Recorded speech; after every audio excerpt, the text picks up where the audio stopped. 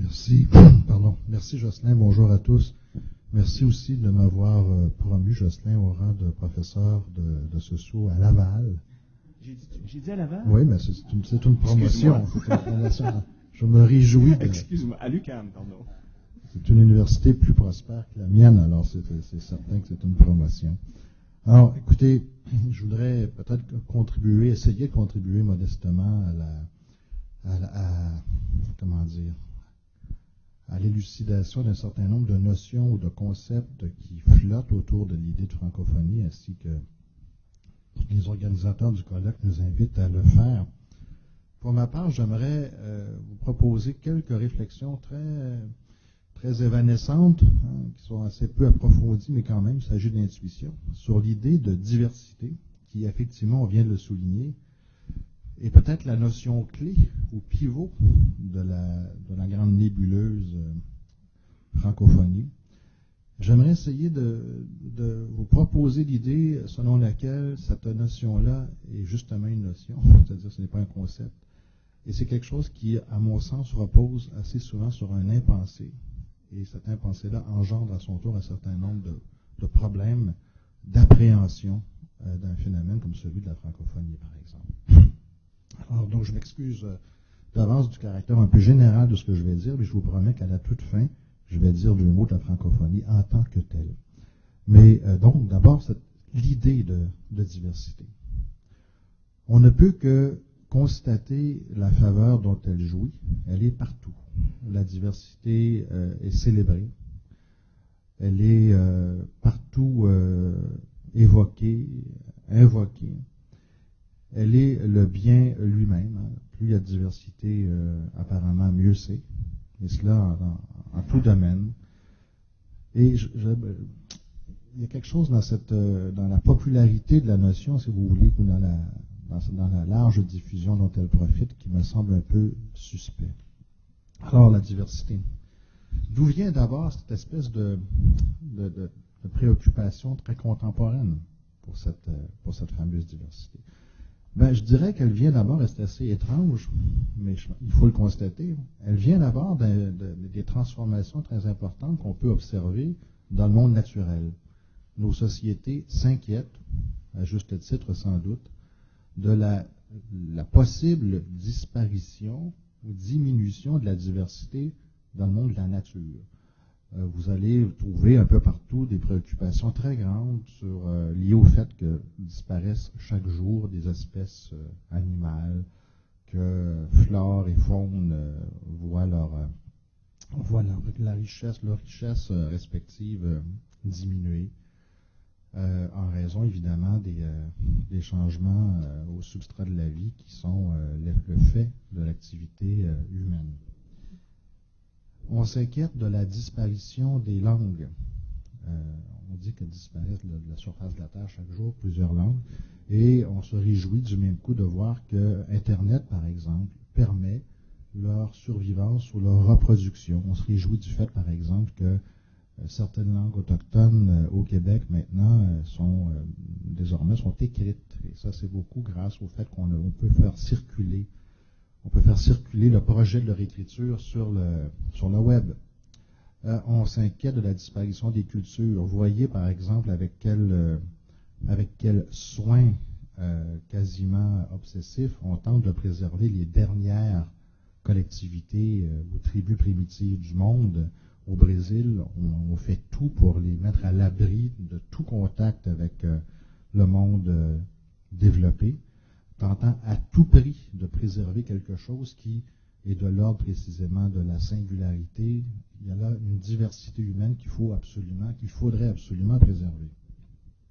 Et puis, on s'intéresse beaucoup, et encore là, on célèbre la diversité des modes de vie.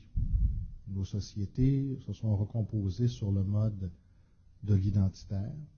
Nous savons aujourd'hui que les citoyens se représentent en général comme appartenant à telle ou telle sous-culture, bien davantage qu'aux grands ensembles totalisants qu'était ou qu'est toujours la nation, par exemple. Alors là aussi, on va dire, il y a une diversité sociale intéressante qu'il faut préserver, qu'il faut défendre. C'est la raison pour laquelle, d'ailleurs, on s'ouvre si spontanément aux revendications minoritaires dans nos sociétés? Ne sont-elles pas justement l'expression de cette diversité elle-même qui tente à s'affirmer ou à vouloir être reconnue? Alors là, vous voyez, cet intérêt très grand pour la diversité repose sur une angoisse toute contemporaine, qui est celle du nivellement des choses, de l'uniformisation de la vie, de l'aplatissement de la différence. Et évidemment, ça s'exprime dans cette espèce de très grande volonté de vouloir la sauvegarder.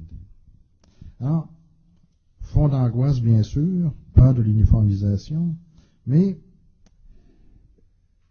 on peut jusque-là s'accorder avec tous ceux qui travaillent à la préservation du monde naturel, mais l'hypothèse que je vous soumets, c'est que dès l'instant où on applique cette notion-là au monde social, aux rapports sociaux, on se retrouve dans quelque chose de beaucoup plus compliqué, de plus difficile, et là, c'est peut-être là qu'on peut toucher les limites de l'usage de cette notion. Cette notion qui est fondamentalement, je la qualifierais ainsi, à caractère naturaliste et expressif. Naturaliste parce que, je viens de l'évoquer, elle renvoie fondamentalement à une représentation des choses qui les naturalise. La diversité, on la voit, on la constate, on veut la préserver. Et lorsqu'il s'agit des fleurs et des animaux, ça ne pose pas beaucoup de problèmes. On peut s'accorder avec la tâche qui nous incomberait de préserver cette diversité-là. Mais ce naturalisme-là, il est importé de manière, à mon avis, impropre dans l'univers social. J'ai dit que c'était une notion aussi à caractère expressif. C'est-à-dire qu'on célèbre la diversité culturelle, celle qui renvoie aux mœurs, aux traditions, aux cultures, aux langues, aux modes de vie. Et là encore, autrement dit, tout ce qui est de l'ordre de l'expression de la vie, et là encore, on pourrait s'accorder avec tous ceux qui travaillent à la préservation de ces différences-là. Encore que vous voyez que déjà, on entre dans quelque chose de plus difficile, de plus conflictuel, parce que la question va toujours se poser de savoir quelles traditions il faut préserver. Faut-il les préserver? Quelles sont les cultures qui méritent d'être reproduites? Évidemment, on entre aussi dans l'univers des cultures dominantes, des cultures dominées. Il y a des traditions qui sont plus nobles que d'autres. Et vous voyez déjà qu'on entre dans l'univers de la conflictualité ou du débat. Parler de diversité culturelle, c'est poser le problème d'une hiérarchie, c'est poser le problème des rapports de force qui jouent à l'intérieur même de la diversité culturelle. Alors, mais souvent, je trouve qu'on évoque la notion de diversité ici en se limitant à son caractère expressif, donc en la célébrant, sans apercevoir qu'en réalité, on entre dans un univers de problèmes qui est beaucoup plus important, parce que précisément, nous sommes de plein pied dans l'univers de la conflictualité. Dans un livre tout à fait fascinant, intitulé Rideau, Milan Kundera s'intéresse à la question de la diversité de manière, à mon sens, à la fois très pertinente, mais qui, d'une certaine manière, illustre le problème que j'évoque ici. Alors, Milan Kundera, dans une démonstration concise, très brève, mais en même temps tout à fait convaincante, nous montre que la littérature européenne, enfin la grandeur de la littérature européenne, n'est possible que par la présence première de littérature nationale. Alors là, il va se faire le chantre de la diversité à partir de là, en disant la grande littérature, la grande tradition qui nous est parvenue, elle procède d'abord de littératures qui sont ancrées dans des situations particulières. Et là, il brosse devant nous un tableau tout à fait fascinant où il nous montre que les grandes sagas islandaises, par exemple, vont ensuite se prolonger dans le premier roman anglais, puis français avec Balzac, et puis les grands romans russes finalement. Regardez, il y a là une tradition qui trouve un ancrage à chaque fois singulier. Alors là, évidemment, ce que ça veut dire, c'est qu'il n'y aurait pas cette grande littérature sans les petites littératures nationales. Il faut donc travailler à la diversité. Mais là, on peut le suivre. On peut le suivre. Et en même temps, c'est tout à fait significatif, quelques pages plus loin, il s'intéresse à la diversité, pour ainsi dire, politique de l'Europe. Et là, il refait le parcours des tourments dans lesquels l'Europe a été plongée au XXe siècle, en rappelant en particulier les situations précaires, dramatiques de la Tchécoslovaquie autour de la Deuxième Guerre mondiale et de la Pologne. Il rappelle cette situation effectivement significative de la conférence de Munich à l'automne 1938, où les grandes puissances de l'époque sont en train de décider avec Hitler du sort de la Tchécoslovaquie. Kundera dit, évidemment étant tchèque lui-même, constate ou rappelle avec tristesse que pendant que les représentants des grandes puissances discutent du sort de la Tchécoslovaquie, les représentants de la Tchécoslovaquie font antichambre toute la nuit. Ils attendent le résultat. Et c'est au matin qu'on leur dit finalement ce qui a été décidé. Il dit ça, c'est le sort des petites nations, celles qui n'ont pas le pouvoir de pouvoir justement parler de leur propre voix. La Pologne, privée de son État durant plus d'un siècle, un autre drame que constate Kundera.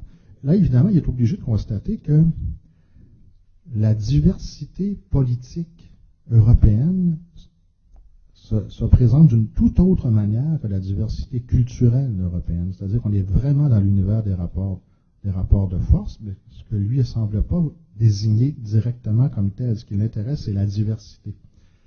Et il y a chez lui une espèce d'aplatissement de cette différence entre la diversité culturelle qu'il célèbre et la diversité politique qu'il constate. Mais en réalité, nous sommes, dans l'espace d'une vingtaine de pages, dans deux univers complètement différents. En lisant Kundera, je me dis, voici le symptôme même d'une appréhension, acritique de l'idée de diversité. On l'utilise de la même manière pour désigner des univers de sens qui sont complètement différents et qui devraient appeler des analyses différentes. Alors, ce que ça fait concrètement, je vais donner quelques exemples de manifestations concrètes de l'aplatissement conceptuel de l'idée de diversité, c'est-à-dire le caractère naturaliste et expressif de la notion appliquée à l'univers social.